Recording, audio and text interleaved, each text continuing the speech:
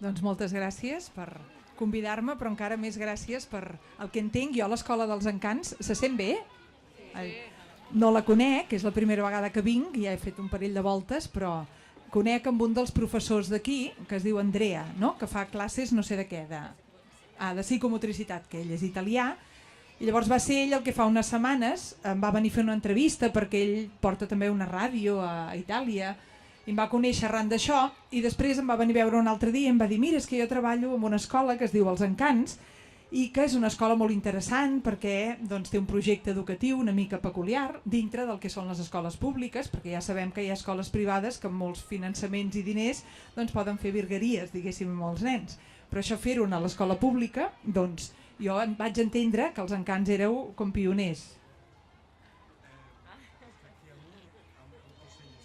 Molt bé. I de pagament? Sí? Bueno...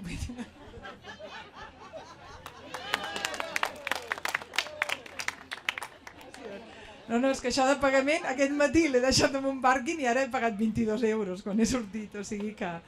Doncs bé, deia que vaig entendre que aquí, en aquesta escola, evidentment en escola pública, doncs s'intentava un projecte que, si ho vaig entendre bé, doncs individualitzàveu més amb els nens, no? De no sé si els poseu per edat només a classes o fins i tot aquí podeu canviar una mica, però la intenció... Passant pels ambients i... Llavors jo vaig entendre que hi havia, des de petits, aquesta voluntat i aquesta consciència de com és essencial fer que les persones palpin, exerceixin, s'adonin i practiquin la pròpia llibertat. No? El fet de dir que tu no vas dient ara què em toca, ara què em toca, no? Perquè si ja t'ensenyen des de petit que a cada hora toca una cosa diferent i que tu no tens ni opció de dir si sí o si no, doncs home, potser quan ets una mica més gran va i continues igual. No? Llavors aquí és difícil, quan la persona està acostumada així, de vegades necessita un xoc vital per poder canviar de xip, diríem. Però clar, si des de petit ja t'acostumen a dir mira, pots fer això o allò, i tu dius, noi, ara que he de triar, doncs potser, quan ets una mica més gran, dius, jo voldria continuar igual, tenint capacitat d'optar, i llavors te n'adones si les estructures de la societat en què vius doncs no t'ho permeten, se suposa que alguna cosa a dintre teu es deu revelar. No? Jo vaig entendre això. Llavors l'Andrea em va dir, vine un dia a parlar a l'escola, i vaig dir, ui, m'agradaria molt, però l'horari el tinc de tal manera que serà impossible perquè no dono l'abast. I li vaig dir, però si ocupeu l'escola, un dia vindré. I al cap de 2 setmanes o d'un mes em va dir, l'hem ocupada, ara has de venir. I no vaig poder dir que no, o sigui que aquí estic, però molt contenta. I quan venia ara cap aquí, un dels motius que he fet una mica tard és perquè m'he trobat també amb uns professors precisament de l'escola meva, de quan era petita. I llavors aquesta escola, alguns potser sabeu que era l'escola Pau Casals, escola pública catalana del barri de Gràcia, que jo crec també, per això parlo tant del model educatiu amb els nens, que a mi em sembla important, perquè, home, jo crec que vaig tenir la sort a l'escola pública catalana, on, bueno, no era escola pública, era escola amb vocació d'escola pública, però en aquell moment, que encara vivia Franco, doncs era una escola a dintre d'un grup d'escoles que es deien el CEPEP, que eren les escoles per l'escola pública catalana. I jo recordo anant a les manifestacions per una escola pública catalana, perquè en aquell moment no es podia tenir, però la voluntat de l'escola era aquesta, no? Llavors jo crec que això, que si valoro tant la iniciativa d'educar els nens dintre d'uns valors que tinguin a veure amb la llibertat i tinguin a veure amb la consciència de que les coses no estan totes fetes, no? Jo recordo que a l'escola, de petita, la sensació que ens transmetien era que nosaltres érem importants per construir el món, una cosa així, com si el món no estés acabat i resultés que doncs cadascun de nosaltres hi podia aportar la seva part i l'havia d'aportar. Doncs això jo crec que és una cosa que encara avui em dura i que algunes de les coses que faig avui tenen a veure amb aquesta experiència com de petita, diríem. I llavors res, he trobat aquests professors i els he pogut dir que venia.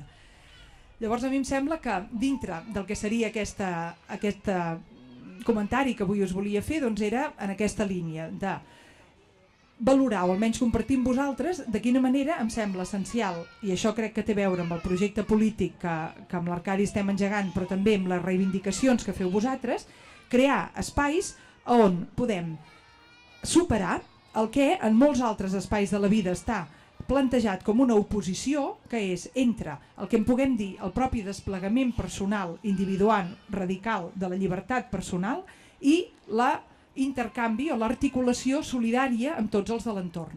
És a dir, que hi ha plantejaments que sembla que s'hagi de triar entre ser una persona que té projecte propi i que és capaç de dir jo què vull fer a la vida i de dir-ho individualment, de fer-se la pregunta i de saber tu què desitges, què és el que tu vols. Jo crec que és molt important que això algú t'ho pregunti, t'ajudi a preguntar-t'ho ja des de petit, i això no vol dir que els nens doncs, no se'ls hagi de dir què han de fer, però aquesta pregunta de tu què desitges és fonamental que t'acompanyi al llarg de la vida, i si no, pot ser que tu arribis als 40 anys i que et creguis que aquesta pregunta no hi tens dret d'alguna manera, i que dir això doncs, significa ser una persona egoista o una persona que només es mira el malic o una persona que, no sé, doncs no està per les coses que s'han d'estar, perquè, a veure, preguntar tu què desitges sembla que és una pregunta que pugui fer por, no? Jo crec que això és fonamental. Jo crec que aquesta pregunta del tu què desitges no és una pregunta que es fa doncs, un moment a la vida, llavors ja prens decisió i s'ha acabat la pregunta, sinó que a mi em sembla, la intuïció que tinc és que el més important de la vida és viure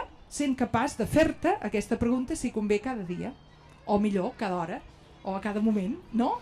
Això d'una manera... Bueno, després em dieu què penseu, però jo crec que això és com l'ABC, no?, del viure, deu ser, el mínim perquè la vida tingui la passió que ha de tenir, el sentit que ha de tenir.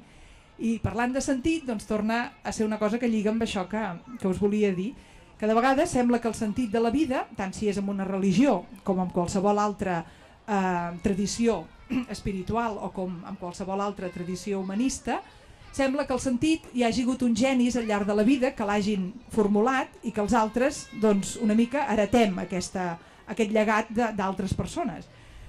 Però a mi em sembla que el sentit de la vida, ja també de petits, és bo que ens ajudin a entendre que és una cosa que no te la trobes pel camí, sinó que l'has de construir, no? Bueno, tampoc sé què penseu d'això, però que un diu, el sentit, diu, ja l'he trobat, no? De vegades diem això, és com la felicitat, el sentit, o sigui, aquesta noció de que hi ha coses que són per construir i que, diríem, si tu, en el teu espai vital, aquesta actitud la prens una miqueta passiva, doncs aquí dintre això no es podrà mobilitzar, no sé si m'explico, no es podrà generar. Per què? Perquè resulta que hi ha coses que encara que fracassis, de vegades és com si confonguéssim el fracàs amb el viure amb sentit o sense sentit. O sigui, una cosa és l'èxit i el fracàs. Tu pots fer una cosa, ara vosaltres heu fet una ocupació, no? I l'objectiu quin és? Bueno, així me n'assabent. Sí. Bueno, l'ocupació serà fins al dia 28. L'objectiu és començar una mobilització de lluita, de defensa de l'escola pública que vagi creixent i que es vagin que vagi creixent i que hi hagi cada cop més gent que s'apunti amb nosaltres, no? I que tinguem força i tinguem... Per exemple, que altres escoles fessin coses similars seria una cosa bona d'això. Doncs això, clar, pot tenir èxit o no, perquè pot ser que altres escoles s'apuntin o pot ser que no. Llavors un diria, mira, doncs això ha tingut èxit si l'objectiu s'aconsegueix i fracassa si no s'aconsegueix. I a la vida hi ha moltes coses que tu, no moltes, totes, abans de fer-les no saps si tindran èxit o fracassaran. Però la idea que jo ara intentava formular, que és aquesta del sentit, deslligada de l'èxit, és a dir, que encara que no tingui èxit, el fet de fer una acció com aquesta, en la qual hi ha uns motius que per als qui ho heu fet estan plens de sentit, que ho esteu fent col·lectivament, que esteu, diríem, vivint i palpant el que significa prendre la iniciativa, que això ja li dona un ple sentit a l'acció. I si a més té èxit, doncs està bé, però si no té èxit diríem que la vida dels qui ho esteu portant està sent articulada en positiu, està tenint el sentit que ha de tenir. No sé, jo això ho dic, jo em poso dreta perquè em va més bé, jo això ho dic perquè aquest és un, jo crec, dels motors de la inactivitat social, que és la por al fracàs. No? Llavors un diu, per exemple, amb això que hem engegat amb l'Arcadi ens diuen no, però potser això fracassarà. I la veritat és que potser això fracassarà, clar que sí. Home, però és que si tu no mous fitxa fins que no saps segur que tindràs èxit, suposo que només deus repetir fórmules que ja es coneguin, no? Perquè si vols fer una cosa nova, com pots saber, abans de fer-la, si tindrà èxit o no? Si és nova, se suposa que t'has d'arriscar. I si t'arrisques, doncs pot ser que et vagi bé o que et vagi malament, però repeteixo, que et vagi bé o que et vagi malament en el sentit extern, que és el sentit de l'èxit i el fracàs, que és important però que no ho és tot. En canvi, en el sentit intern, que jo crec que és el que m'agradaria sempre viure i que em sembla que una escola doncs és molt important que també ajudi a transmetre, en el sentit intern no perds mai si fas les coses des de la teva convicció. El que fas és acumular experiències. Tens una experiència de fracàs, doncs està bé, tot això t'enriqueix. Tens una experiència d'èxit, doncs també està bé. No sé si coneixeu persones que n'hi ha algunes que de vegades els hi diem hijo de papà o hijo de mamà, que sembla que tot els hi ha anat bé la vida, doncs són un desastre de persones, no? Bueno, amb tots els respectes, però que són persones que sempre els hi ha anat tot tan de cara que tenen 40 anys i sembla que en tinguin 12, perquè doncs jo no m'agraden els fracassos ni m'agrada que ningú en tingui, però la veritat és que quan coneixes persones que han iniciat processos de novetat i que han tingut ensopegades, doncs també són persones que tenen un pòsit com a persona que tu t'ajuda, t'estimula a parlar amb aquestes persones, són persones interessants de compartir-hi una estoneta, mentre que si hi ha persones que tot els hi ha anat rodat, que de fet doncs no n'hi deu haver gaires, però sí que hi ha persones que han estat més protegides que d'altres i resulten persones menys interessants de compartir-hi la vida. O sigui, que això ho dic per compartir amb vosaltres aquesta idea del no tenir por al fracàs, perquè l'únic que ha de fer por és la por a no fer res. La por davant de les situacions vitals de cadascú, les personals, les íntimes, les familiars, però també les socials, les d'escola, les de família, doncs aquesta, diríem, actitud passiva d'esperar, a veure, si em diuen el que he de fer, jo crec que això sí que hauria de fer por, perquè aquesta actitud segur que bloqueja el més preciós que tenim a dintre, no? Que és aquesta capacitat de generar sentit. Això en teologia, però ara no faré una diríem, dissertació teològica, però sí dir-vos que l'expressió que faig servir en teologia és dir donar a llum la llum. És com parir la llum. Donar llum, en el context teològic o espiritual en general, es parla de la llum no com una cosa que algunes tradicions li diuen Déu i que doncs, cadascú el pot anomenar amb la paraula que li sembli més vàlida. Però és com una cosa que ja existeix. I jo crec que això és veritat, que la vida, el món, no l'hem creat nosaltres. Jo no crec que jo he creat el món, ni em sembla que l'hagin creat doncs, un grup de persones que van néixer abans que jo. A mi em sembla que el món l'ha creat aquesta llum que mai no es pon, aquest sol que mai no es pon, aquest amor indefectible, aquesta llibertat irreductible que jo li dic Déu i que doncs, cadascú li direu el nom que vulgueu, però que ja és una cosa que existeix. Ara bé, un cop dit això, que jo no crec que jo hagi creat el món, això és veritat que en la meva realitat de l'espai i del temps, allà on jo visc, aquesta llum no pot existir si jo no la canalitzo. M'explico amb això? I això és l'expressió de donar a llum la llum, o parir la llum. No la llum com una cosa que tu crees del no-res, sinó com una cosa, una realitat que només pot existir en el teu món si tu la canalitzes, si tu la deixes ser. I llavors en aquest sentit també hi ha una experiència que per mi és important, que és aquesta de comunió profunda, perquè com que aquesta llum per mi, o aquest sentit, ha de passar per mi, però no ve de mi, no comença en mi. Llavors, participar d'aquesta dansa, diguéssim, còsmica, o d'aquest batec del cor del món, on quan tu t'hi poses resulta que et trobes amb moltíssima gent que també ho estan fent, que també estan participant d'això.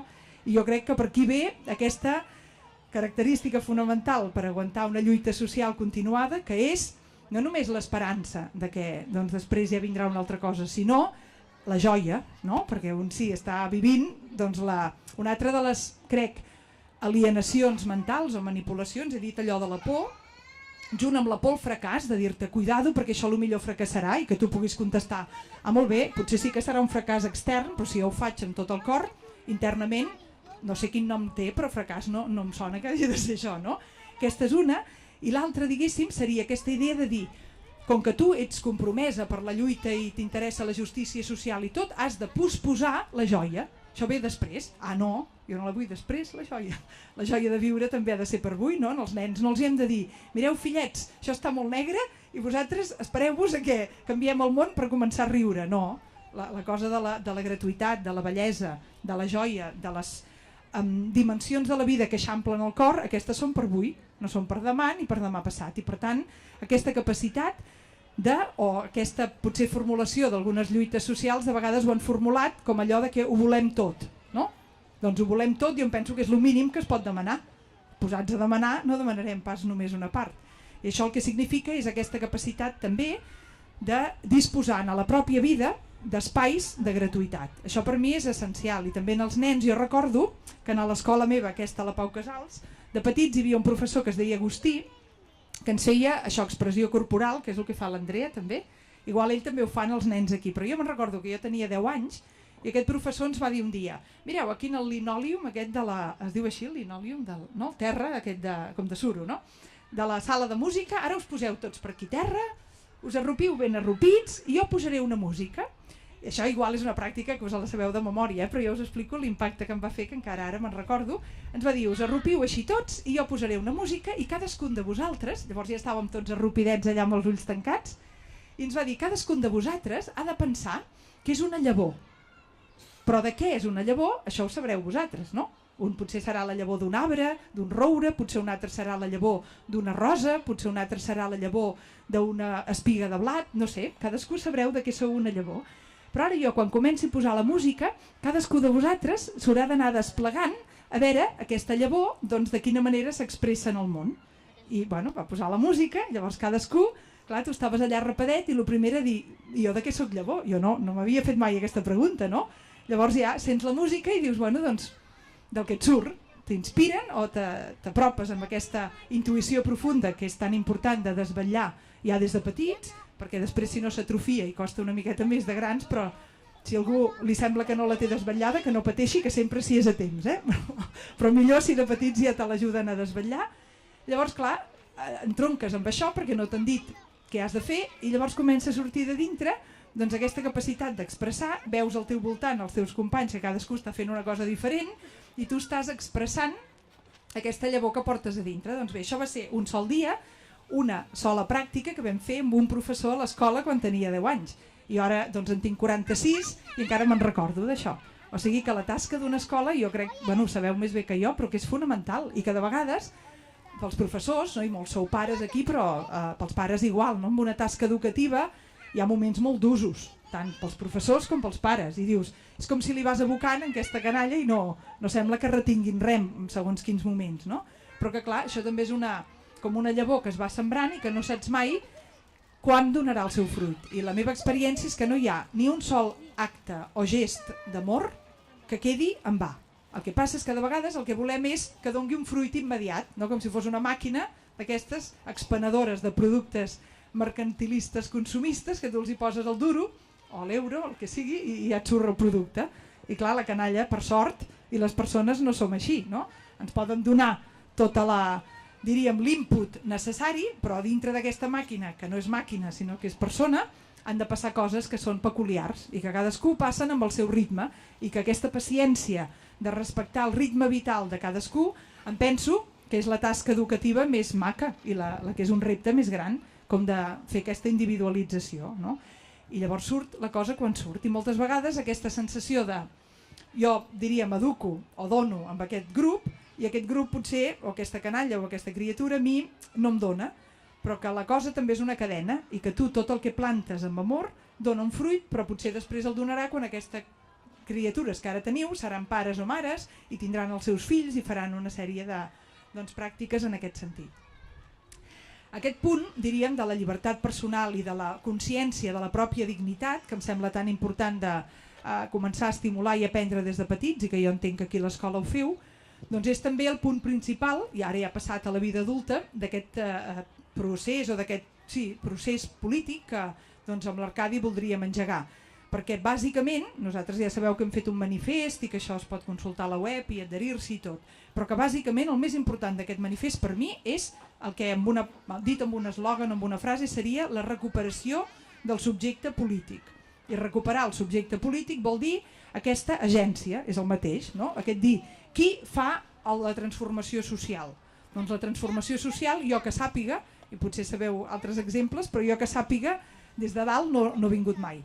Des de dalt s'han decidit sempre moltes coses, des de dalt de l'església, des de dalt de la societat.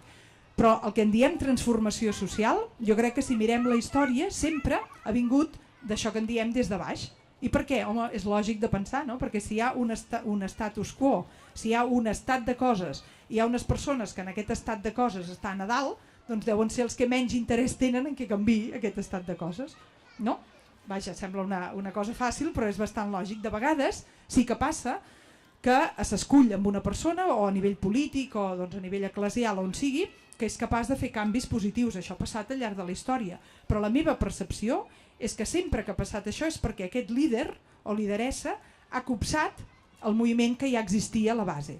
És a dir, que des de dalt jo no conec cap exemple històric que s'hagi creat des de dalt. Ara sí que és veritat que de vegades hi ha hagut líders o lideresses a la història que han dit tu, que aquí estan passant coses, anem a ajudar això que està passant i a facilitar aquest procés. Això sí que passa.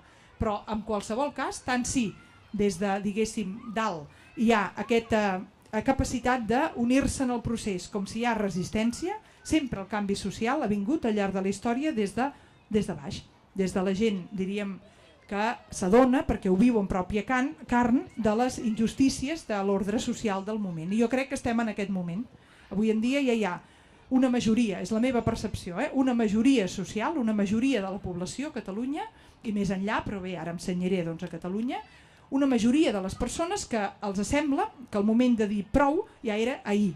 No avui, no, que ja era ahir, o sigui que ja l'hem passat, diríem, que ja les coses han arribat a un punt on aquesta capacitat de canviar la direccionalitat política és una urgència. I com que tinc aquesta percepció, aleshores pateix la democràcia, perquè la democràcia, si és que es governi des del poble, que és el que vol dir la paraula, aleshores, si la majoria social vol A, com és que s'està fent B?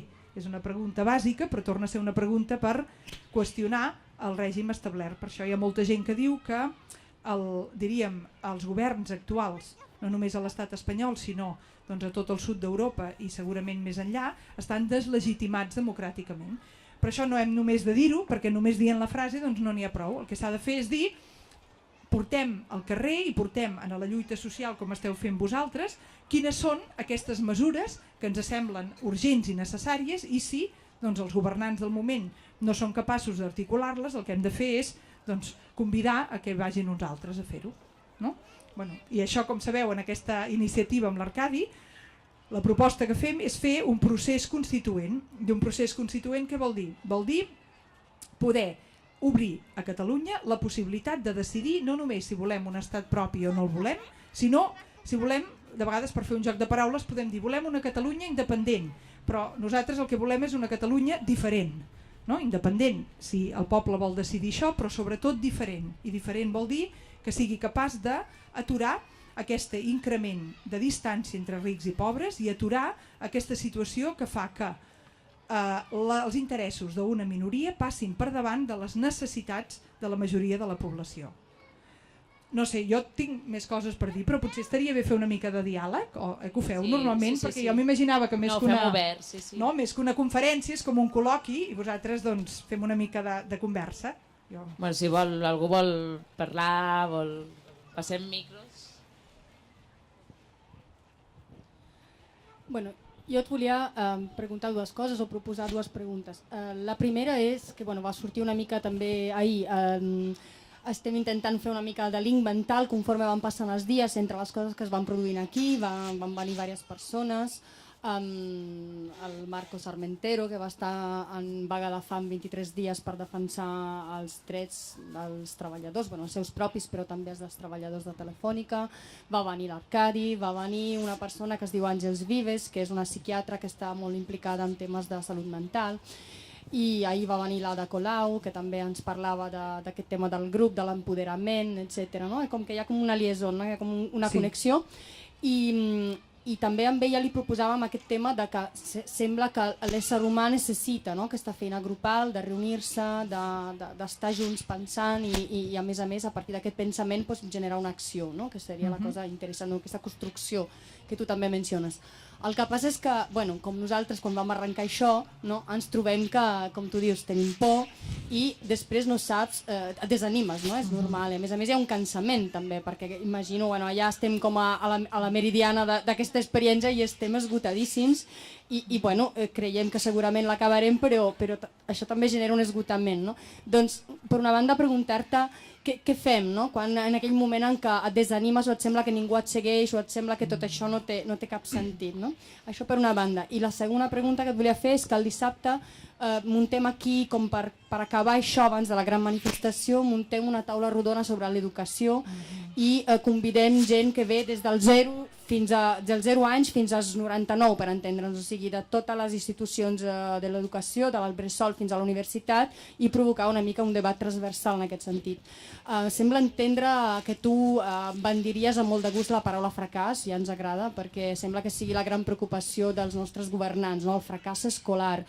doncs et provoquem preguntant si revolucionem el món de l'educació, eliminem la paraula fracàs, quina paraula o quin concepte o quina idea ens deixaries pensant en això d'una nova educació, d'una revolució de l'educació? Doncs diríem, començo per la segona i després em dius això de la primera. Clar, jo la paraula que més estimo i que em sembla que és adequada també per l'educació és aquesta de peça única. O sigui, si vols la individualitat, però aquesta ja no m'agrada tant perquè històricament té altres connotacions, però sí si vols la originalitat, el caràcter de peça única. O sigui, que el fracàs, que ja és ben dit la paraula i m'agrada molt que m'ho hagi recollit, però en tot cas el fracàs seria la homogeneïtzació, la uniformització. És allò, encara me'n recordo també de quan era adolescent, aquella pel·lícula dels Pink Floyd, em sembla que era, The Wall, no? I sortien, que era una cosa així, sortien tots per una cinta allò, i anaven entrant, la canalla, que era com l'educació, i sortien tots de la mateixa mida, una cosa, però és que això és una reflexió urgentíssima, no? Perquè a més ens sembla que l'educació sempre ha sigut així, i això no és veritat. Fa 4 dies que està arreglada així, perquè fa 2 o 3 segles la majoria estaven en escola. Jo, per exemple, encara de petita, abans d'anar a aquesta escola Pau Casals, vaig anar a una escola que es deia Montserrat, que era un pis al carrer València, i jo anava a classe amb els de primer, segon, tercer i quart, tots junts. I jo, com que tinc 2 germanes, que som només un any de diferència, doncs jo anava a classe amb les meves germanes, perquè jo feia tercer, l'altre segon, l'altre primer, després quart, tercer i segon. I de quart ens deia la professora, els de quart, i érem 2, i ens explicava el que havíem de fer i ens n'anàvem, no? Això és com s'han escolaritzat la majoria de nens, fins fa molt poquet, o sigui que és una cosa del segle XX, sobretot, que a pobles i a tot arreu arribés aquesta massificació ordenada, doncs tipus exèrcit o tipus...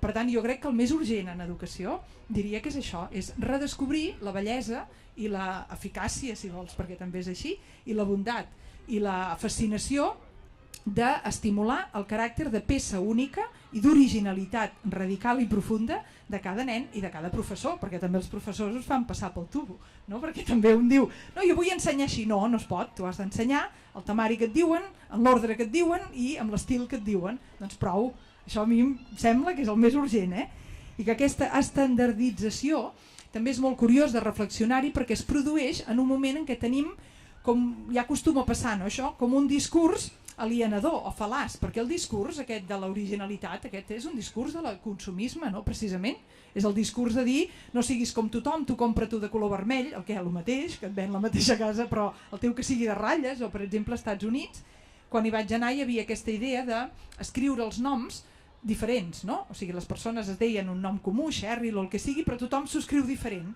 i era com aquest anhel de buscar l'autenticitat, però clar, a mi em semblava que allò era una cosa superficial, que tu et pots canviar el nom però que es tracta d'una altra cosa i que canviant la superfície i canviant doncs, si et poses més o menys arracades o que també pot ser important la part externa, però que jo crec que no estem en una societat on no es valori l'originalitat o la individualitat com a discurs, però que hi ha una mica de perill aquí, perquè a sota d'aquest discurs que em sembla que és del consumisme, que és el de sigues únic, sigues original, sigues tu mateix, i després resulta que tothom allà anant a comprar doncs amb una mateixa línia de productes o així. Per tant, una tasca important de l'escola em sembla que seria adquirir o construir, descobrir i crear un llenguatge propi com per parlar d'una originalitat que no sigui assimilable a la consumista, diríem, no?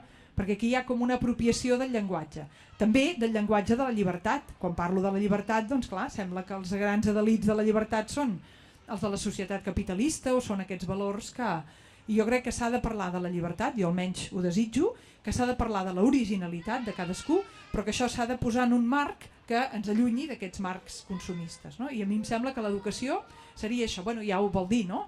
Fer sortir de cada, no? Ex ducere, no? Aquesta cosa de fer sortir de cadascú, com els artistes, aquella frase tan coneguda de Miquel Àngel, que diu no, que bonic que has fet això, el que sigui, el David de Miquel Àngel o la Pietat, i diu no, jo no he fet res, ja hi era, jo només he tret el que sobra, no? Doncs aquesta cosa que es fa com símil d'educació, a mi em sembla que té molta veritat. Tu no li poses a la criatura les coses a dintre. Diríem que tu de la criatura ajudes a que surti doncs, tota una meravella que ja porta dintre i que, bueno, que tu mateixa et sorprèn, no?, quan la vas generant.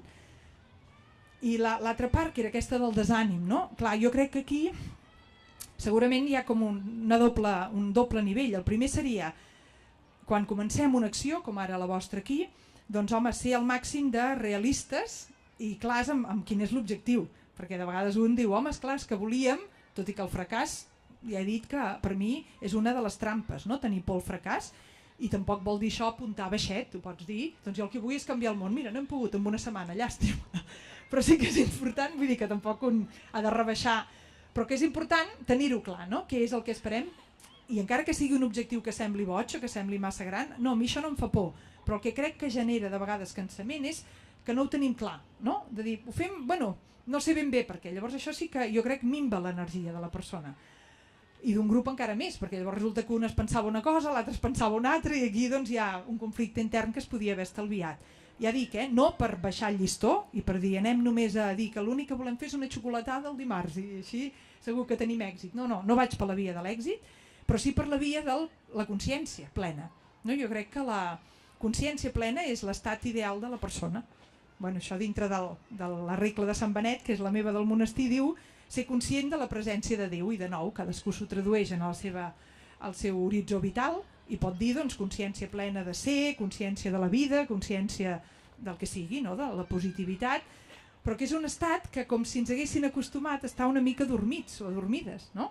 Com si fos el normal, com si el normal fos més o menys passar, i llavors durant el dia tens una estoneta que brilla una miqueta i ui, encara tens sort si passa això. No, com que una estoneta que brilla una miqueta, ha de ser tots els instants de la vida, que no hem vingut aquí, diríem que la vida és curta i que no tenim temps per perdre, llavors ha de ser cada moment de la vida lo normal, que tingui un sentit ple, que sigui una cosa que passes per el dolor, que passes per l'alegria, això és obvi, no? En cap sentit, en cap moment m'imagino la vida com una mena de cosa estable en el sentit de que les emocions no varien, això és la mort, no? Tu per estar viu has d'estar, de vegades estàs content, de vegades estàs trist, com els nens, de vegades plores, de vegades doncs te'n ressents, però sense que s'estanqui la cosa. No? L'antivida seria quan tu dius, doncs mira, amb una emoció i d'aquí ja no passo i m'he encallat, i això ens passa també, no? De vegades et quedes encallat amb una cosa, però això sí que et mina les forces, o sigui que aquesta cosa com evitar aquest desànim, jo diria primer amb aquesta consciència màximament plena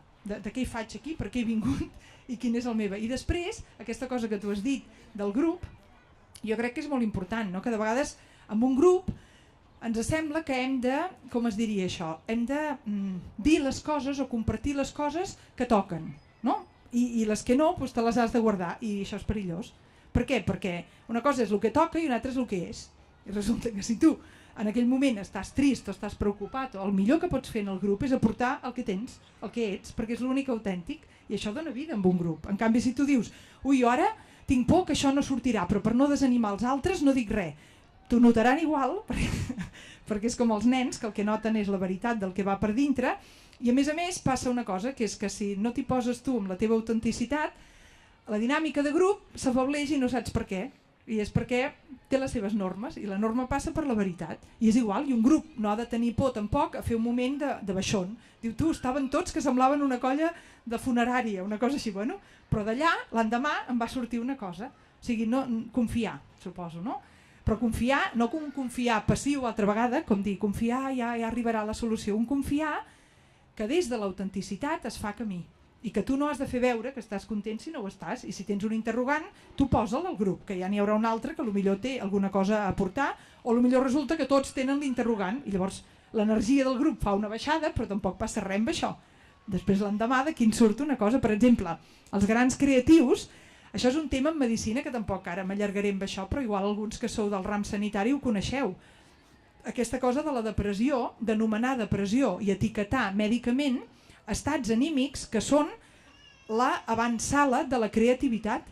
O sigui, la creativitat, que vol dir generar una cosa que abans no se sabia, de vegades ve després d'un temps, o d'unes hores, o d'uns dies, o d'uns mesos, de vegades, de foscor. Però això és vida, la vida conté això. I els nens, per exemple, abans tenien moltes més estones que ara, i potser en aquesta escola també els hi deixeu fer, estones de badar, de no fer res.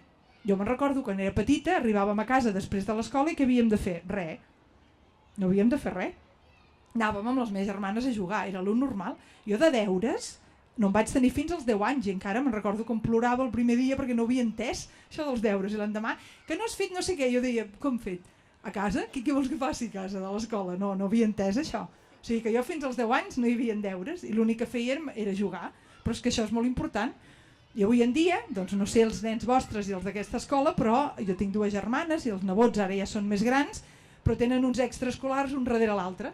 Llavors surten d'aquí, se'n van corrent allà, després fan una altra cosa i tenen una agenda pitjor que la meva.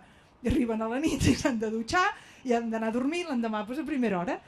I temps de badar, o sigui allò de dir, ara no tinc res pautat, és que no en tenen. Jo trobo que això és molt greu, perquè, com deia, el temps de badar és un temps on et pots avorrir, bueno, però ja està bé, tu deixa que s'avorreixi la canalla i se'ls acudirà alguna cosa.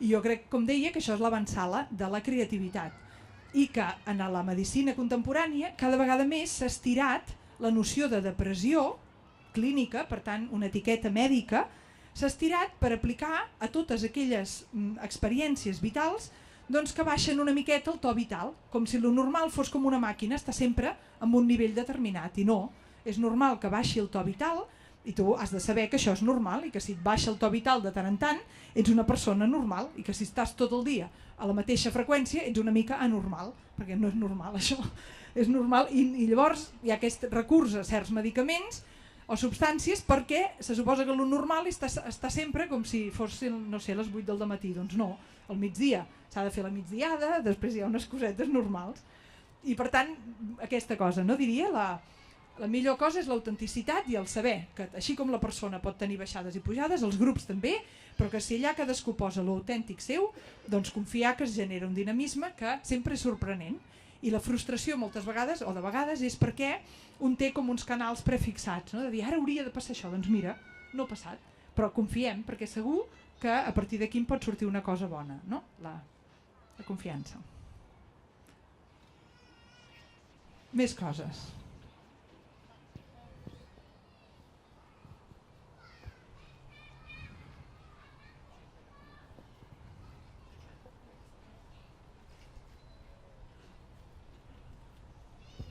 Hola, Teresa. Hola. Respecte a la creació de la plataforma, sí. M'agradaria saber, tinc un dubte, respecte a les plataformes que ja formen a Catalunya, com Òmnium, no s'haguéssiu pogut ajuntar amb ells. Com heu pensat això? Simplement aquesta pregunta. Aquí hi ha... Gràcies. Doncs gràcies a la pregunta. Hi ha Catalunya... que aprobó el Congreso el pasado jueves con los únicos votos del Partido Popular.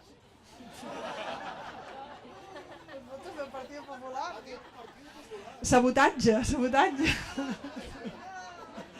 Bueno, doncs aquí m'anomenes Òmnium Cultural i tant Òmnium Cultural com l'Assemblea Nacional de Catalunya, per exemple, serien doncs, entitats que claríssimament pel dret a decidir en la qüestió nacional i en el tema de l'estat propi, doncs no només han estat pioners, sinó que continuen existint i cada vegada creixen més i aprofundeixen més la seva proposta i les seves eines per arribar a la ciutadania i per promoure el debat. Dintre de l'assemblea hi ha persones que a mi m'han vingut a veure i a l'Arcadi també perquè volien introduir el tema social a dintre de l'assemblea de forma explícita. I clar, això és una mica difícil. I és difícil simplement perquè l'assemblea ha estat creada amb un objectiu únic i llavors, clar, la gent, diríem, que s'hi ha adherit tenen dret a que això segueixi sent així. Perquè aleshores és com dir, bueno, escolti, vostè, com si nosaltres ara diem, mireu aquest manifest, que s'hi adhereixi tothom, i després diem, ara anem per una altra cosa, clar, la gent diria, escolti, una mica serietat, no? Si vostè m'ha dit que anava per això i jo li he donat diners o m'he adherit o he col·laborat, faci el favor de mantenir-se, no? A no ser que fem una assemblea general i ho discutim. Llavors, dintre de l'assemblea i d'Òmnium mateix, aquesta és la consciència, que ells tenen com una missió o tenen un encàrrec social i que jo crec que és molt important que el facin, perquè no es pot fer tot, no? Llavors això, hi havia un espai polític i social per a aquest tipus d'iniciativa, perquè una iniciativa que fos clarament rupturista des d'un punt de vista social, que digui prou, no només perquè anem a maquillar la cosa i aquests governants no ens agraden, en posarem uns altres. No, miri, és igual els que hi siguin, que si no canviem el marc total no podran fer res, perquè mira Grècia és un estat propi, oi? I què? Com està Grècia? Un desastre, no? Llavors, aquesta il·lusió de dir és que quan tinguem l'estat propi ja ho podrem fer tot, és una mica falsa perquè hi ha estats propis que estan en una situació deplorable, no? Per tant, hi havia, no només l'Arcadi i jo, moltíssima gent que no els convencia això de dir primer l'estat propi, després ja parlarem de la cosa social. És dir, escolti, I per què després? Comencem ara perquè és molt seriós això. I tot i que jo, evidentment, estic d'acord amb totes les mesures que hem posat al final del manifest, totes aquestes mesures, com a eslògan no vol dir res. O sigui, això s'ha de parlar i s'ha d'estudiar. Nacionalitzem la banca o expropiem la banca, jo estic d'acord amb això, però clar, hem de parlar d'això. Què vol dir? Què vol dir? Que tots tindrem els diners a sota del llit? Que no tindrem diners? Home, no estaria mal. Que farem trueques o intercanvis d'aquests? O com ho farem, això? Que hi haurà caixes que, per exemple, siguin entitats a les quals tu puguis dipositar diners i et puguin fins i tot donar crèdit, però que no facin diners amb els diners, o sigui, que no es lucrin amb els diners. Home, això sembla el més lògic, no? Que hi hagi llocs on tu puguis demanar diners si necessites, on puguis tenir els estalvis guardadets, però que no facin diners amb els teus diners i que per tant siguin entitats de servei social, és a dir, públiques, no? Però d'això se n'ha de parlar i se n'ha de parlar amb la gent que hi entén i s'ha de generar un debat social sobre això. El mateix amb el tema de l'exèrcit, per exemple, sabem que hi ha unes despeses que són a l'estat espanyol de 53 milions d'euros cada dia amb el tema de l'exèrcit, no? I aquí us en recordeu de la marató aquesta de TV3, quan van dir hem recollit 4 milions per als nens, no? Malalties rares, i semblava una cosa extraordinària. Són 2 hores de despesa militar diària, o sigui, 2 hores. És un contrast tan fort que ens fa veure que aquí les coses no s'han de canviar una mica, és que això ha de ser molt radical, pacífic i democràtic, però radical, perquè és que si no estarem, diríem, cremant, llavors sí, cremant il·lusions i cremant la voluntat de les persones de construir un món millor. I jo crec que tots els punts del manifest, que poden semblar molt radicals, però són simplement mesures de mínims, perquè clar, la societat bona que jo vull no és la societat que nacionalitzi la banca, expropiï les energètiques, això és el mínim, això per començar. La societat que volem és aquesta de la peça única, la societat que cada persona la tracti com algú de valor i com algú que té una cosa única i original a portar al món. Home, i per fer això tenim molta feina, I per què volem començar demà passat? Comencem avui, no? Per tant, jo crec que sí que era un espai social i també perquè a dintre del moviment dels indignats i de molts moviments de base, que tota aquesta manera de pensar ja la tenen i ja la defensen, però no tenien la part de candidatura, aquesta de presentar-se a les eleccions. I llavors aquesta opció doncs, apareix també amb la voluntat no de governar, perquè ja sabeu que la candidatura no és per governar, sinó que és per obrir període constituent. O sigui, això encara no és per avui, no? Primer és impulsar un debat des de baix. De què? D'assemblees locals que facin què? Que discuteixin tots aquests punts socials de fons i el punt nacional també, perquè si no tenim la capacitat de declarar la sobirania plena, tot això no es podrà canviar a nivell de país. Tot això que es discuteixi de base.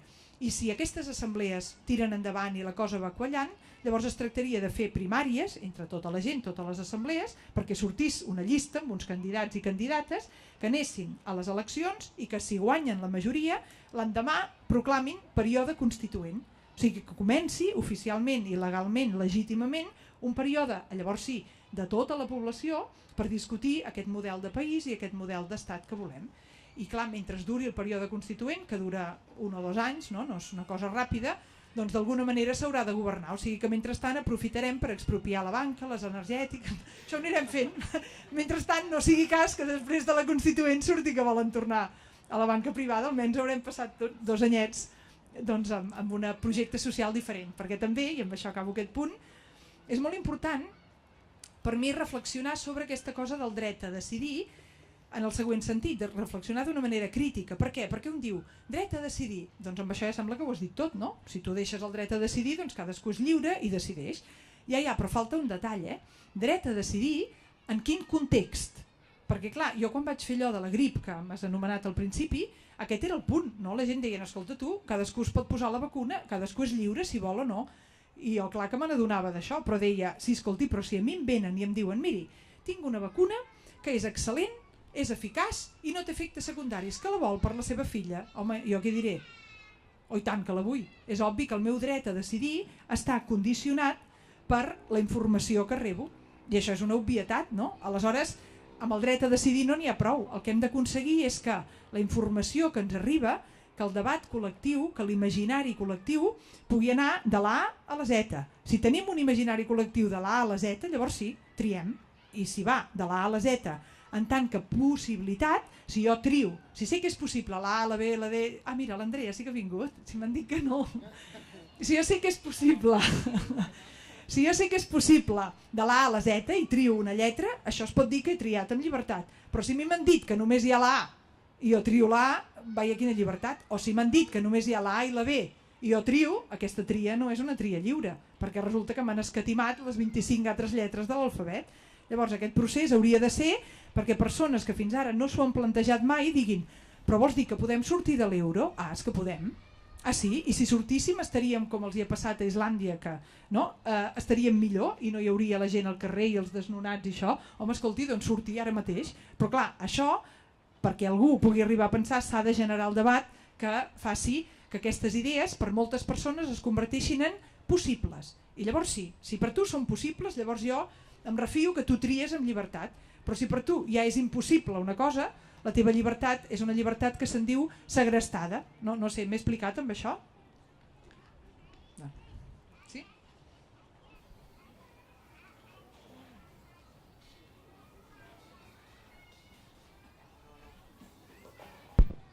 ¿Ahora? Sí. Bueno, primero agradecerte que has roto en mí esquemas muy... Yo nunca pensé que era prejuiciosa, pero sin embargo con el tema de la religión y esto yo me crié en una educación, bueno, libre como esta, laica, y para mí, bueno, lo más cercano en mi país eran los curas tercermundistas, toda la teología de la liberación, y que realmente era lo que yo me acercaba un poco más. Pero me daba mucho miedo las iglesias, los símbolos, entrarme a pánico. Tú has roto en mí, digamos, una cuestión que yo siempre tuve prejuicios con la iglesia. Te fui a escuchar hace poquito al Casal de Ayovas de Gracia por las jornadas de salud. Sí. Genial, estuviste fantástica. Nunca había escuchado tan claramente una crítica realmente a los laboratorios como lo son, ¿no? El enemigo, tanto como los fabricantes de armas, ¿no? Los pongo en el mismo nivel porque son un poco lo que explicaste un poco. Primero eso, agradecerte que has roto en mí muchos prejuicios que tenía. Y la pregunta es, antes de la pregunta te quería decir algo. Hay un proceso constituyente ya en Barcelona y a lo largo del país. Quería preguntarte cómo ustedes se insertan dentro de todo esto, si ustedes tienen conversaciones, porque del 15M sí que surgió un proceso constituyente, se han hecho congresos a lo largo del país, y como tú lo traes solo a Cataluña, digo, hay partidos ya independentistas, la CUP, por decir algo, ¿no? No quiero crear mucho, pero... Está bien. Y por otro lado, la constituyente ya está trabajando en esto. Entonces, quería saber cómo ustedes con el Arcadi se meten en el tema, o lo llevan adelante, o van detrás, no sé bien cómo. Y esa es una pregunta. Y la otra es si te consideras feminista. Porque creo que eres lo más parecido a lo que yo entiendo como feminista, però bueno, no lo sé. Pues lo de la primera pregunta, aquest tema que ja existeix, no? Tot aquest moviment per la Constituent, sí que estem en contacte, jo ja d'abans d'aquesta proposta, perquè em havien convidat a Sevilla, al final no hi vaig poder anar, han vingut aquí, i llavors jo crec que aquesta opció per fer-ho en les legislatives catalanes, jo crec que és perquè ho veiem possible. Veiem possible que això surti, i veiem possible que si això surt aquí, i altres grups de la resta de l'estat espanyol ens ho han dit així, d'altres no, o sigui, hi ha persones que diuen home, no, que això resta o divideix, i n'hi ha que donen suport, perquè els hi sembla que si a Catalunya aconseguíssim que una candidatura així guanyés les eleccions, això és una reacció en cadena a tot l'estat espanyol.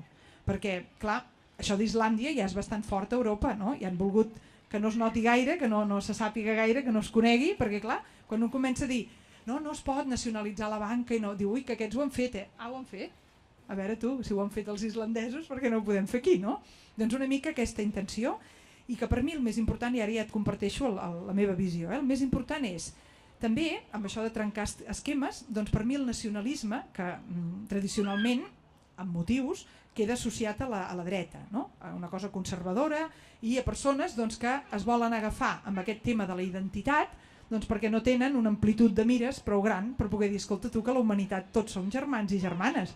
Què vols dir el teu grup, nosaltres? Qui és aquest nosaltres, que és regional o que és tancat, no? En canvi jo aquí potser no tinc temps de fer tota l'explicació, però com que els meus estudis de teologia són sobre la Trinitat, en la Trinitat hi ha una cosa que per mi és fascinant, que és dir que en l'horitzó d'allò pensable o en l'horitzó filosòfic o metafísic o existencial que li dona sentit a les coses, sempre la filosofia ha tendit a pensar en un principi únic.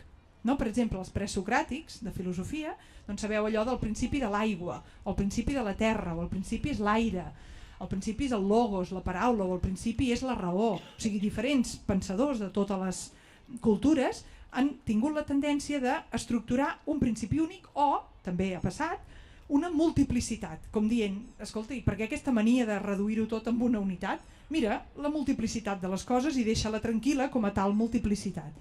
Doncs bé, en aquesta tradició meva, no meva vull dir que jo estic en aquesta tradició, hi ha una cosa que és on jo he dedicat 10 anys d'estudi i he escrit llibres sobre això perquè em fascina que digui aquesta tradició que la diversitat i la unitat són interdependents.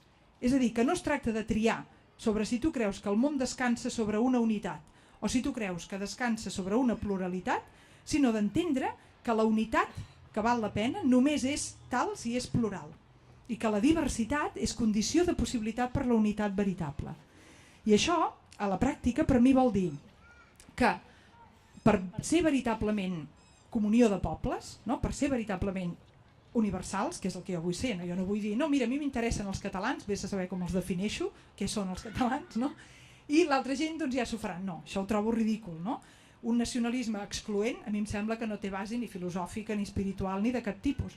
Però jo sí que m'atrau molt la idea de dir és que la meva millor contribució al món és a partir d'una cultura, jo no la vull menysprear aquesta cultura, jo la vull honorar, la vull potenciar. Una llengua, i això torna a ser una cosa pels nens, no molt important, una llengua és una cosa preciosa, és un tresor, i una llengua vol dir gent que ha viscut, que ha somiat, que ha desitjat, que ha estimat, amb unes paraules, i aquestes paraules a tu te les han passat. Llavors, home, a veure qui ha de ser responsable, diríem, de continuar, sempre dinàmic, perquè jo no vull fosilitzar una llengua i una cultura i dir això jo ho he rebut i és com un museu. No, ha de ser dinàmic, però clar, ha de ser dinàmic, ha d'estar potenciat al màxim i és des d'aquesta diversitat que llavors jo em puc integrar amb un diàleg de pobles amb la plena, diríem, amb la plena autonomia, amb la plena llibertat, amb la plena... Sí? O sigui que jo m'imagino que aquesta realitat de valorar la diferència i de donar-li espai i de no uniformitzar és una riquesa pel món. I per tant jo m'imagino una Catalunya independent, no com una Catalunya insolidària, en el sentit de que tot ho vol per ella, és ridícul això i seria una societat que es mora. Tampoc me l'imagino com una Catalunya uniforme, que dir no, com que els altres pensen diferents, aquí ens quedem tots els que pensem igual. Sí, home, si cada persona jo crec que pensa diferent, no? Per tant, la diversitat interna és el primer repte d'un procés de nacionalisme, per exemple. Però sí que me l'imagino com una unitat que tingui sentit per projecte polític, per història i un sentit dinàmic. Vull dir que igual ara fem la Catalunya independent i d'aquí 4 dies ens unim, no sé, amb els països del Mediterrani, per exemple, o ens unim, jo què sé, en els del nord d'Àfrica, no sé, vull dir que on sigui, però que sigui un procés que aquesta llibertat els pobles l'han de tenir. I l'han de tenir perquè jo intueixo que d'aquesta llibertat en surt una unitat més gran. Jo no vull la desunió, però tampoc vull la violència. No? Estar units perquè estàs forçat a estar unit. No. Per tant, veiem què passa en el nostre context. Si la majoria de gent no ho vol, doncs serà que no, però si la majoria de gent ho vol, no hi ha ningú que pugui dir que això no pot ser. I a més perquè ho volem per aquesta riquesa. No? I aquí, si em permeteu, una cita bíblica, però perquè s'entengui de... Hi ha una cita que molta gent coneix de la Bíblia, que és allò de la Torre de Babel. No? Aquesta es diu la Torre de Babel i vol dir... Bueno, us sona la Torre de Babel? Perquè de vegades la Torre de Babel és una cosa del Gènesi, del llibre del Gènesi, que diu tota la humanitat estava unida. I dius, home, anem bé, no? Però no, ja veuràs, diu, estaven units i parlaven una sola llengua. I dius, home, estupendo, és el que ara s'intenta, no? L'anglès i la globalització. I a més feien un sol projecte. Oh, estupendo, sí, clar, l'imperi, encantat de la vida. I feien una torre, i era una torre per arribar al cel. I Déu ho va veure i va dir, no anem bé. I clar, dius, estan units, parlen la mateixa llengua i estan units amb un projecte, que no és l'ideal, això. Doncs es veu que per Déu no és l'ideal, perquè diu que no anem bé i llavors què fa? Divideix les llengües. I clar, un diria, doncs això de les llengües es crea confusió, i per això es diu la Torre de Babel, no? Que és una confusió de llengües, però això a la Bíblia, que ja sé que no per tothom ha de ser la guia, però clar, a la Bíblia això és l'ideal, o sigui, és el que fa Déu. I per què ho fa Déu? M'explico la pregunta? O sigui, per què no aplaudeix i diu, estupendo, això és el que volia, el món, tothom parlant la mateixa llengua i marcant el pas, diguéssim, amb un mateix projecte? No, Déu diu, de cap manera això, els divideix en llengües, per què? Perquè hi hagi pluralitat, perquè no hi hagi pensament únic, perquè només l'amor, o sigui, només la unitat que respecta la llibertat de l'altre és una cosa que valgui la pena de que existeixi. I en aquest relat del Gènesi se li contraposa un relat que és dels Actes dels Apòstols, que és el capítol 2, que és després de la resurrecció de Jesús, quan els apòstols, cadascú parla una llengua diferent i entre tots s'entenen. Això és. Veus? Perquè la idea de la unitat per mi és que cadascú parli una llengua diferent, que cadascú sigui conscient de la seva diferència i de la seva diversitat, però que hi hagi aquest moviment de desig cap a l'altre. I només el pots tenir si l'altre és diferent. I com més diferent, més ganes tens, no, de trobar-te amb l'altre. Això és com la dinàmica que jo m'imagino com a ideal. I m'agradaria que un estat independent, en aquest cas el català, ajudés a generar això en el món. Perquè si no és això, per mi no tindria sentit. Ja sé que entremig hi ha molts entrebancs i molta gent que ho pot voler manipular d'altres maneres. Bueno, però amb això estarem, no? Però aquest reconeixement de la diversitat i aquesta confiança profunda que només des de la diversitat podem construir una unitat que val la pena. I la cosa que ja es veu que a mi em desagrada més, no, la que mai voldria, és el pensament únic. El dir, ara anirem a fer un procés constituent perquè a mesura que parlem, cada vegada tots pensarem igual. No? Això és horrorós. No, anem a fer un procés constituent perquè a mesura que parlem, cada vegada pensarem més diferent. I diu, home, i llavors què? Bueno, no ho sé, però això és vida i ja decidirem el que haguem de decidir, ja pactarem, ja farem el que calgui. Però aquí hi ha una frase de Sant Tomàs que diu el contrari de la unitat no és la diversitat. El contrari de la unitat és la divisió. Això és una altra cosa. O sigui, si jo, perquè vostè és diferent que jo, dic, com que és diferent, la rebutjo, això és la divisió. I això, clar, és contrari a la unitat. Però precisament perquè és diferent, dic, home, quin interès, anem a fer un cafetó, perquè puc aprendre alguna cosa de vostè, no? Una mica, aquí. Ah, sí, i l'altra pregunta és que li sembla que millor soc feminista. Doncs no cal que li sembli perquè jo soc feminista. Està clar. Vull dir que he escrit un llibre que es diu La teologia feminista en la història, no? I aquesta paraula feminista, doncs sí, hi ha gent que avui en dia o no se l'autoaplica o em diuen, home, no ho diguis feminista, digues que estàs a favor de les dones, ja n'hi ha prou, però no diguis feminista perquè és una paraula que està com desprestigiada, no? Perquè feminista sembla que doncs, siguis en contra dels homes, coses així. Però clar, jo em llegeixo els textos i dic, home, aquests textos des de ja finals del segle XIX i en la història que vaig fer recupero persones encara més antigues, aquí el que parlen és de la dignitat d'aquestes dones que en les diferents cultures, i encara hi ha àmbits en la nostra cultura, no només a la institució eclesial sinó a la societat en el seu conjunt, on doncs, hi ha posicions, hi ha càrrecs, hi ha àrees que sembla que estan menys obertes a les dones que als barons en funció simplement del sexe, i això és una discriminació. Llavors jo crec que aquesta consciència de discriminació històrica, les qui n'han parlat i els qui, perquè no només han sigut dones, que n'han parlat i han, diríem, ajudat a que entre tots tinguem una major consciència i hagi avançat les lleis, han sigut persones que s'han dit feministes, doncs jo també. Pues aniries corrents amunt i avall o pensant en una família i no tindries temps per pensar. Això és una cosa molt important perquè sense la reflexió no hi ha la lluita i no podem passar a l'acció. I això sortia també l'altre dia a la xerrada amb el Marcos de Telefònica. M'encantaria sentir-t'ho això, que ens ho expliquis perquè és un tema que, com deia abans la Benedetta, ens preocupa, ens amoïna una mica, no? Quan ens impliquem, quan volem lluitar i quan sembla que haguem de fer classes al carrer i no tenir escola, no tenir res per començar a reaccionar. Gràcies. Doncs aquí diríem la part que m'agradarà ara explicar no és la de dir, doncs sí, un s'ha de fer monja per tenir temps perquè això seria una mica trist, sinó que és veritat que jo en el monestir, si no en tingués el monestir ja seria greu, no? Perquè tenim 5 hores del dia dedicades a la pregària, llavors de vegades no, faig activitats que al matí no hi soc o a la tarda no hi soc, però el dia al monestir està dividit, segons la regla de Sant Benet, en 6 hores de treball i 5 de pregària. No? I jo aquest ritme el recomano, si algú vol provar, és estupendo. Però, diguéssim, almenys el que a mi em sembla que per la gent que conec i els grups que he pogut anar acompanyant en aquest sentit, 1 hora al dia ja n'hi ha prou. Però 1 hora al dia ha de ser que cada persona digui jo vull tenir en el meu dia, no un cop a la setmana, durant el dia, 1 hora de silenci. Jo crec que això és clau. I no és, a mi em sembla, però clar, no us he de dir, vosaltres sabeu les vostres vides, però a mi em sembla que per la majoria de persones, a la majoria dels dies, això no és impossible. Que no és usual, ja m'ho crec. Que ve de nou, també m'ho crec, però que sigui impossible, jo diria que no, perquè moltes persones passen una hora a la tele, no? O més. I moltes persones diríem, encara que tinguis nens petits, doncs si sou dos o encara que siguis sola, doncs tens una amiga o tens un amic.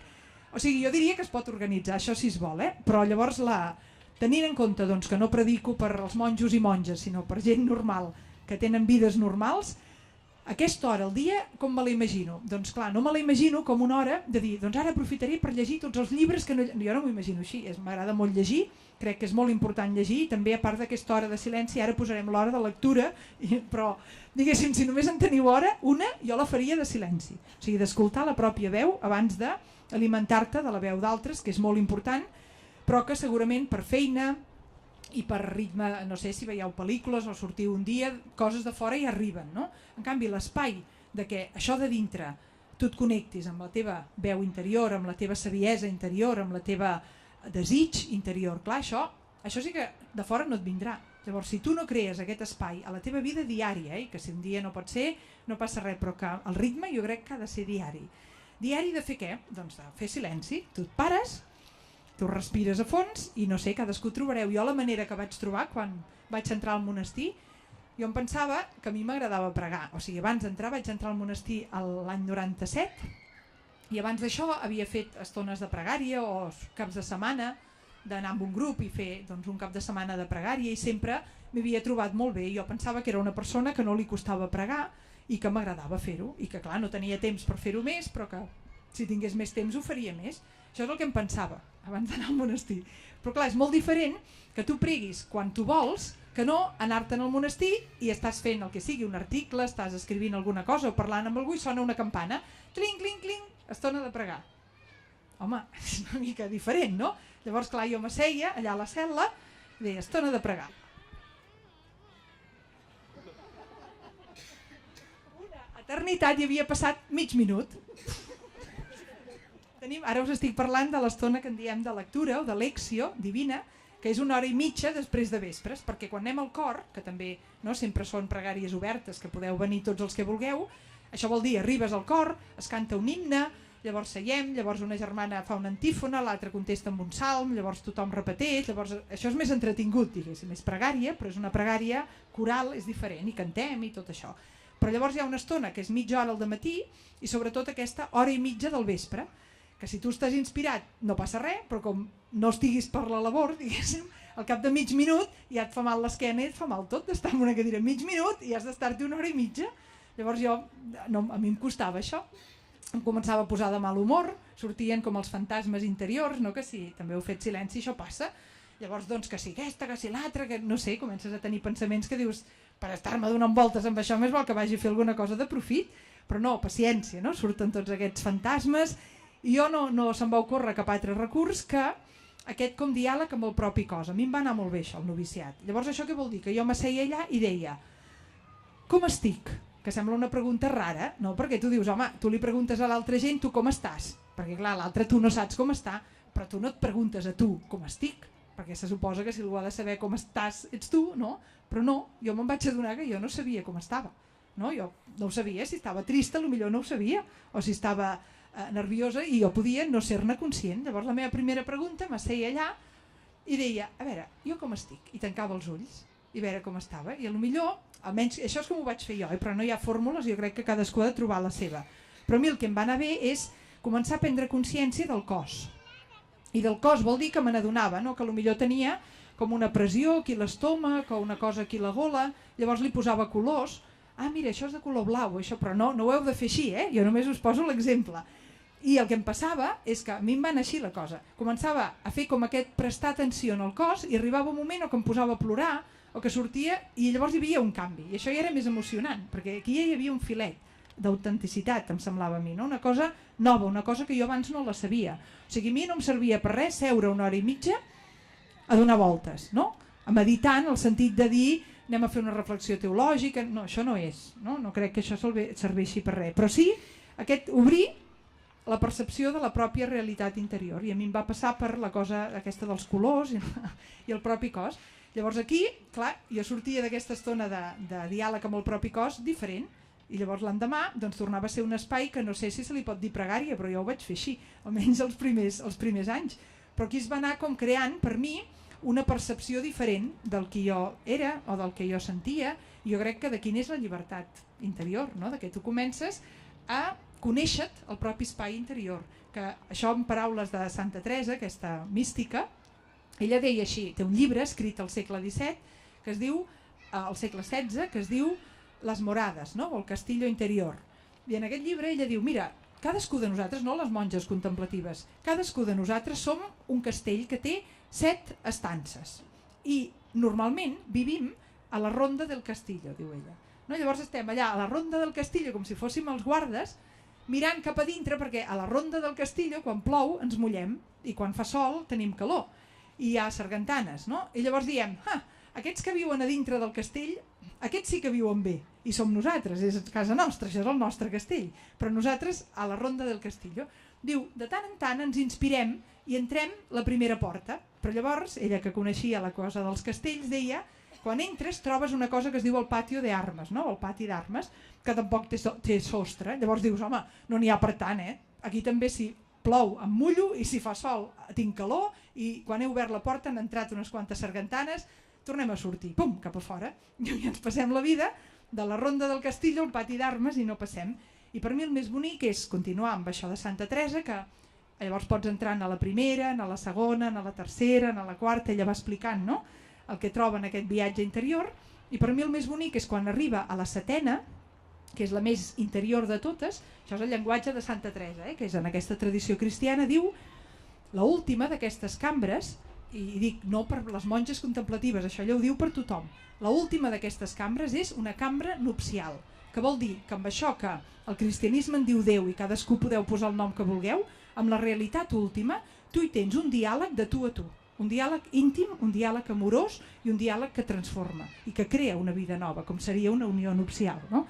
Llavors, clar, això és una manera d'entendre't a tu mateixa que per mi és molt fascinant i que aquesta aventura de la pròpia interioritat no et porta a una mena de solipsisme de donar volta sobre tu mateixa, sinó en un espai on tu tornes a recuperar tot el sentit de comunió amb tot el que es viu, d'unió i sobretot de dinamització interior, no? Jo entenc que a l'estona de silenci, cadascú com vulgui, altres persones que agafen poesia, per exemple, no?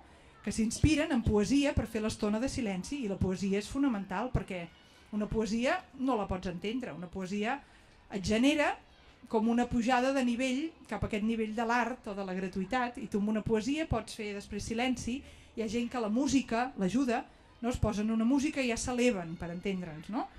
I aquest elevar-se jo crec que no és res més que obrir-se a l'espai interior que en diem la llibertat irreductible o la gratuïtat, i això jo ho trobo fonamental, i per la lluita social, no separar allò que he dit al principi, no separar el compromís social de la gratuïtat, de la bellesa, de les dimensions que fan que la vida tingui sentit no per demà passat, per avui, i això s'ha d'alimentar, perquè si no la persona jo crec que, saps, et vas com endurint en la lluita social és fonamental, però la lluita social, si no té aquesta dimensió de gratuïtat, et pots amargar, no? Llavors hi ha persones que han donat molt i que han lluitat molt, però que són persones dures, persones amargades, no persones que, home, que es nota que s'ho passen malament, i jo crec que no és obligatori això. Bé, ja. L'última, no? Bueno, dic perquè no, estareu cansats i tot això. Sí. Hola. Molt curteta. Sí, sí. Aviam, jo porto estona intentant pensar, perquè estem fent un mural on associem a cada xerrada una paraula, un concepte. He pensat confiança, fe, diverses, no, que m'han anat venint, però ara acabes de dir gratuïtat d'una manera que jo no havia escoltat mai. I et volia demanar si podies ampliar aquest concepte una miqueta i si tu creus que seria un concepte apropiat o no ho sé, perquè no sé si l'acabo d'entendre, aquest concepte de gratuïtat. Vale. Doncs jo sí, me l'estimo molt, o sigui que seria, jo crec que aquest concepte de les coses que tenen aquesta qualitat de fer-nos palpar el sentit de la vida. No? Tu quan palpes el sentit de la vida és quan tens una experiència d'amor, per exemple. I l'experiència d'amor és gratuïta perquè no és mercantilista. Tu no la fas per una altra cosa. No? La gratuïtat és el contrari de això ho faig per obtenir una altra cosa. Llavors és una cosa orientada a un objectiu. Està molt bé, no? Tu pots anar en bicicleta per anar a comprar el pa, no sé, està molt bé fer coses per obtenir-ne d'altres.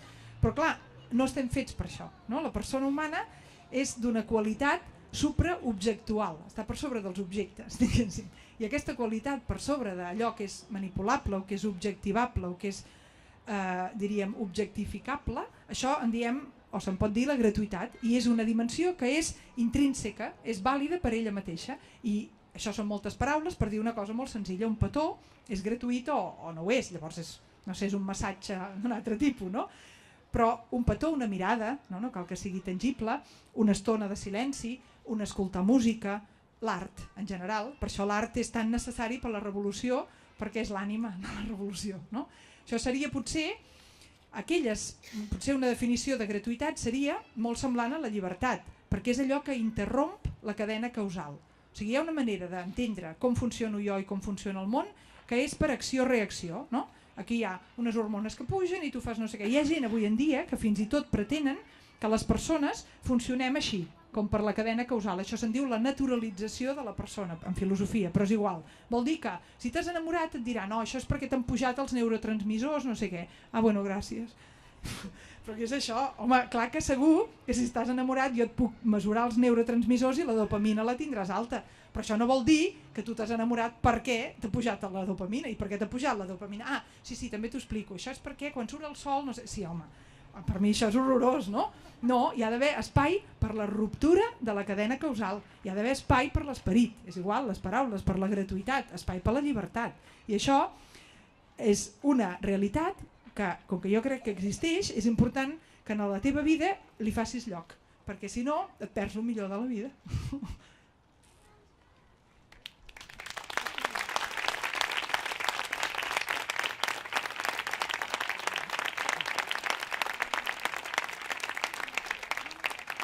No, només dir moltes gràcies i endavant amb aquesta acció i molta sort i espero doncs, que aquests fruits que espereu siguin abundosos, però si no ho són i fracasseu, no patiu, que no passa res. Moltes gràcies a tu també.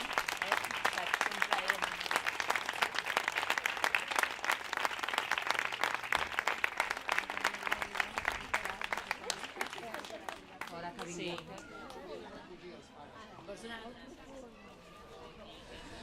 Bueno, gràcies a tots per haver vingut.